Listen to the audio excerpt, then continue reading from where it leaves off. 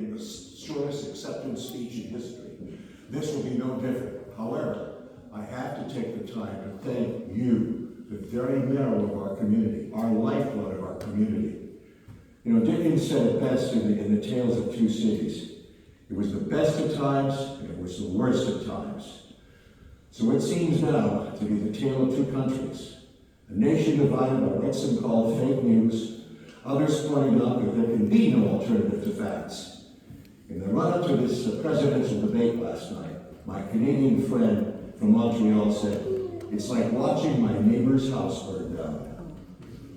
Public officials deriding each other for their beliefs, a war hero threatened with execution of what he believes to be a principled stand, and a nation so focused on who stands on its knees and who does not, without seeing the imminent threat of a world war and 27% of our kids going hungry every night.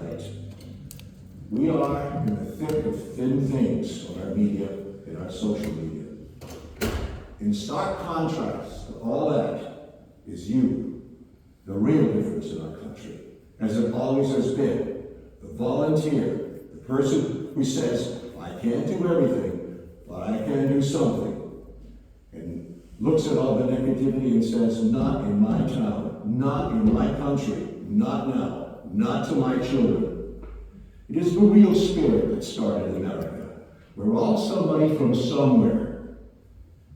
Intelligent people don't need the promise of heaven to see the merits of good deeds, or that black, yellow, red, or white America colors its family portrait with decent souls, and that's it. A people without faith cannot survive. Your deeds have restored that faith to many people in your community.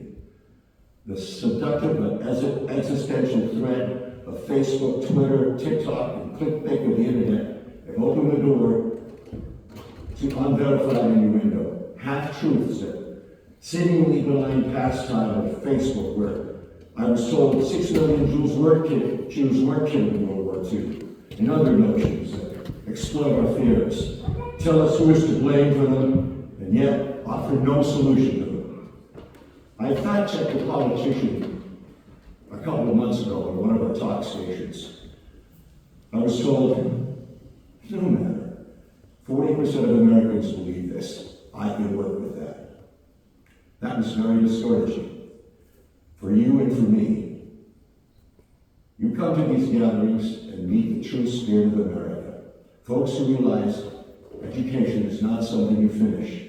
Kindness is not an act or a public relations strategy. It's an internalized belief of good upbringing. It is the collective consciousness of the true American spirit in the midst of what Senator Ben Sass said in his book, The Vanishing American Adult. You are this community's leaders.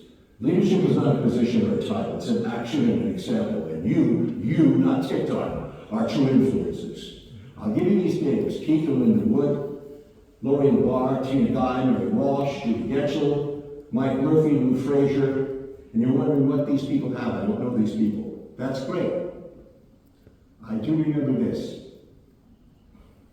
There was one woman who gave her heart to our community for decades, volunteered on everything, was afflicted by a very serious disease. 13 weeks, took 47 pounds of muscle. She died 2 days before Christmas Eve. People found out about this, that she wanted to die at home. These people and 20 others stayed with her 24/7 so her husband could get a couple of hours sleep. These people, because she was so afraid, knocked down trees, took out quarry stones and built a path right to the house so they could put her in the ambulance, because just touching her caused such chronic pain. And after, when she passed, I asked why they had done all these things. And they started enumerating all the small but significant things she had done. There are no small acts of kindness. There's a young senior in high school locally who started reaching out and teaching elderly how to use their phone and tablets to Skype with their grandchildren. Having a soft heart in a cruel world is not weakness, it's courage. This child pointed out, Hunger Games is not a love triangle. It's a young woman doing it for her family. You may get no respect for your work, even criticism. But notice this, you're never going to be criticized by someone doing more than you. You're always going to be criticized by someone doing less. As an Apache wizard once informed me, the moon is not shamed by barking dogs. Brave leaders are never silent around hard things.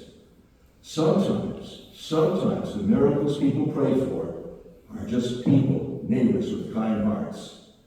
You, my friends, have been someone's miracle. Thank you for being the spirit of America.